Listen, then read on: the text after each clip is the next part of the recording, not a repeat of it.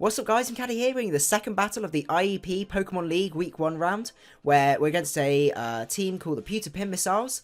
Now, I must admit, with this guy's team, I wasn't really too sure what to expect. He had a wide range of potential Pokemon that could be coming out. What I was definitely scared of was this Mega Pinsir, because the combination of EQ and Return meant he could break the Venatran core, and also Quagsire takes about 50% if I remember rightly.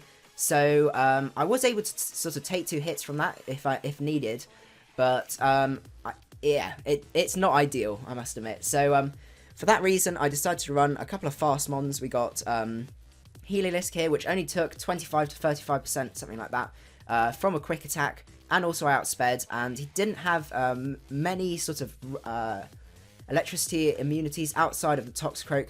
So I also ran Grass Knot on that for that exact reason, because I could get the Volt Switch even if that failed. I was running E-Belt if I remember rightly, so I was able to bluff that I was Scarfed. And then on top of that, Chinchino, obviously with the Rock Blast, was able to outspeed KO. Did take quite a bit from a quick attack, so I did have to watch out. I would have to watch out for that. The other thing I did notice with his team is actually he really lacked any priority whatsoever. So that meant that with my Hitmonlee set, I decided to run a little bit of a funny set. It was a Lychee Berry Endure set. So how it works, you send it out, go for the Endure, they bring you down to 1 HP, you get your Lychee Berry, which ups your attack, also your Unburden boost goes off, and then from there you can sweep with reversals, because none of his team really took a reversal that well, and on top of that I had Knockoff and a few other moves. So what I need to do is first of all get rid of the Pinsir, and then find a situation where he wouldn't suspect me being the Lychee Berry set. That was the really tricky bit, because say for example if he was out with the Espeon or something like that, and I bring out the Hitmonlee, it's pretty obvious that I've got something up my sleeve. So and if I reveal the Endure before, if he ends up switching out, say if he thinks I'm Scarf Knockoff or something like that,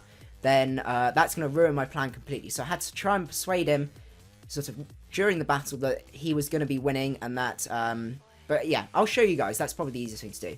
So I led off with a Chinchino because it's a really good counter lead, just in case you've got Scarfed users, sorry, not Scarfed users, Sashed users and things like that. So as you saw, he did lead off with the Seismitoad here, so obviously that's quite an unfavourable matchup. I did decide to go for the Tail Slap because I knew for a fact he probably wasn't staying in. It didn't actually KO Seismitoad, unfortunately. But luckily, he does decide to switch out. He does go for the quick attack here, as I am able to take out his Mega Pinsir in the first 2 turns, which is absolutely huge. He decides to go out into Regirock, as I decide to preserve the Chinchino, because I knew for a fact that Venusaur will be able to completely wall this. As I go for the Sludge Bomb, predicting the switch out, I think it was into the Kyurem, as he goes for the Rock Polish.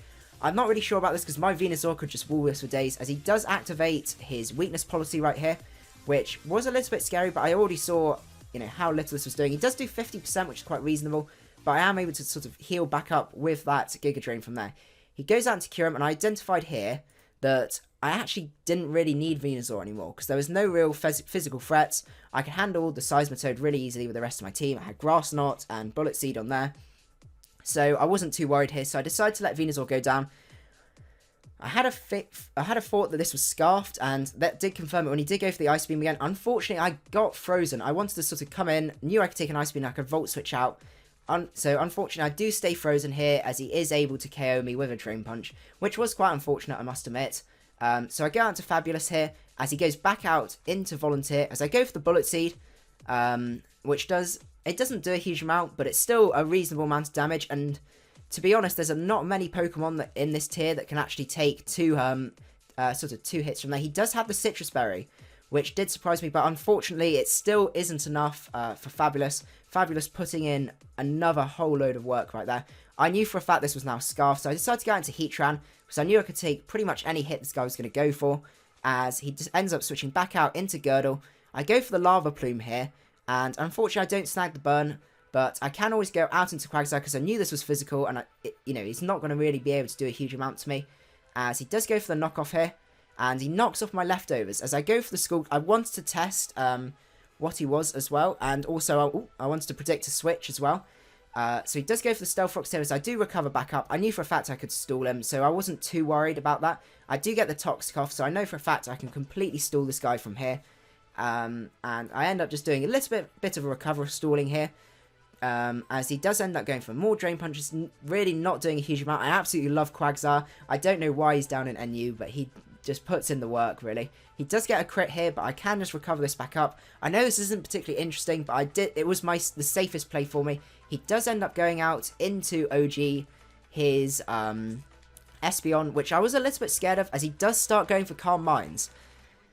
Now, this is when the alarm bell started ringing, so I was like, oh goodness, I don't really have a huge amount for this. And I can't do exactly what I was saying at the start. I couldn't just go out to Hitmonlee later on and go for the Endure, because it was incredibly obvious.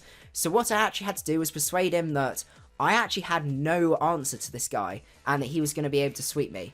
So I ended up just keep going for Lava Plumes, fishing for the burn. I'm really not getting it at all. I mean, even though my guy is a fisherman, I'm still not getting any burns at all here, and I just keep going with Lava Plumes because it's the best play I can make, and what I'm going to have to do is just start sort of sacking things off.